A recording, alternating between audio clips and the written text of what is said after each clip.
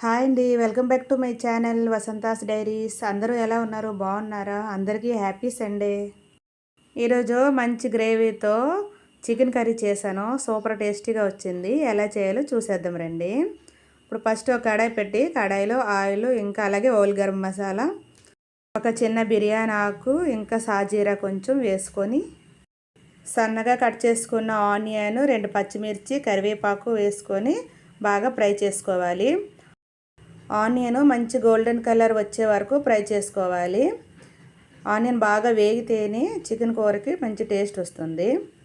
ఇవి బాగా ఫ్రై అయ్యాక సన్నగా కట్ చేసుకున్న టమాటాల ముక్కలు ఒక 2-3 టమాటాలు వేసుకోవాలి. మంచి గ్రేవీ వస్తుంది. అలాగే కూరకు సరిపడే సాల్టు, ఇంకా పసుపు, మనకు టేస్ట్ తగ్గట్టు కారం, ఫ్రెష్గా చేసుకున్న అల్లం వెల్లుల్లి పేస్టు, ఇంట్లో చేసుకుంది అయితే ఇంకా టేస్ట్ బాగుంటుంది. ఒక 2 స్పూన్లు వేసుకోవాలి. అలాగే కొంచెం ధనియా పౌడర్, జీరా పౌడర్ కూడా వేసుకొని బాగా మసాలా అంతా కలిసేలా ఫ్రై చేసుకోవాలి. ఈ అల్లం వెల్లుల్లి పేస్టు, టమాటా ముక్కలు బాగా పచ్చివాసన పోయే వరకు మగ్గించుకొని ఈ మసాలా పేస్టు బాగా మగ్గాలి అంటే కొంచెం మూత పెట్టి ఒక 5 మినిట్స్ వదిలేస్తే బాగా మంచిగా మగ్గిపోతుంది. ఆయిల్ కూడా బాగా పైకి తేలుతుంది. ఆయిల్ బాగా పైకి తేలిందంటే ఆల్మోస్ట్ గ్రేవీ బాగా ఉడికినట్టు అర్థం. చూడండి ఎంత బాగా ఉడికిందో. ఇలా ఉడికిన ఈ గ్రేవీలో కొంచెం పెరుగు కలుపుకొని, గడ్డ పెరుగు కలుపుకొని వేసుకుంటే మంచి గ్రేవీగా వస్తుంది కూర. టేస్ట్ కూడా బాగుంటుంది. చాలా తక్కువ మసాలా వేసుకొని చికెన్ కర్రీను ఇలా సింపుల్గా చేసుకోవచ్చు.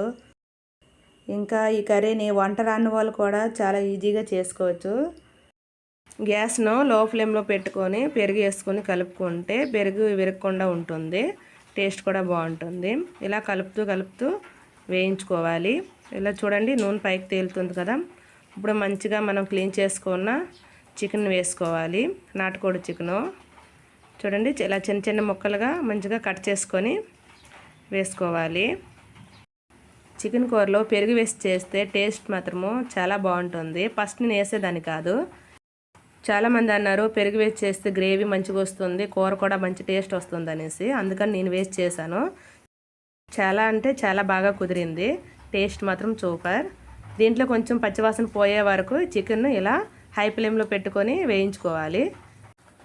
ఇలా వేయిస్తుంటేనే కొంచెం దీంట్లో నీరు ఊరుతుంది. ఆ నీరుతోనే సగం ఉడికిపోతుంది ఈ కూర.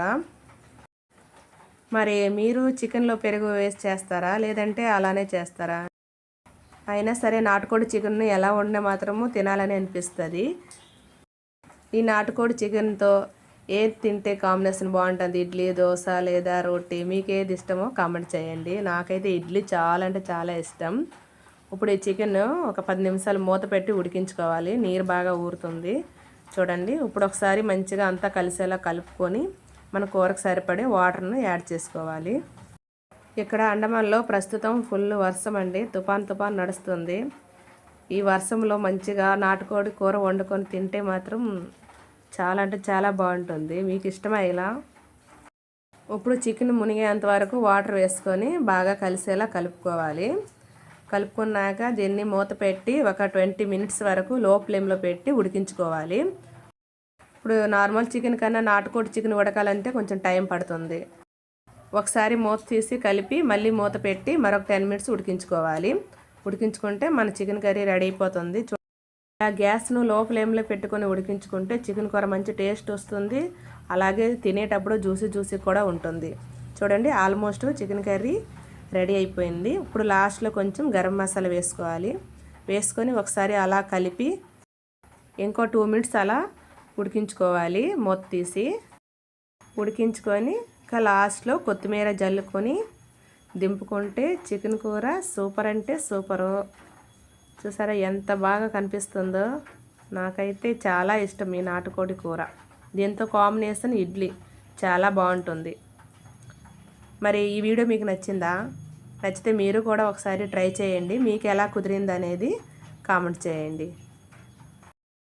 ఇప్పుడు మనము ఎదిగే పిల్లలకి బాయిలర్ చికెన్ ఇవ్వకూడదండి. మనకు కుదిరినప్పుడల్లా 1 మంత్కి ఒకసారి అయినా లేదా 2 మంత్కి ఒకసారి అయినా నాటుకోడి చికెన్ వండి పెడితేనే వాళ్ళకి హెల్తీగా ఉంటుంది. మరి మీరేమంటారు? మరి ఈ వీడియో నచ్చితే ఒక లైక్ చేయండి, అలాగే మన ఛానల్ సబ్స్క్రైబ్ చేసుకోండి. ఉంటా మరి, బాయ్.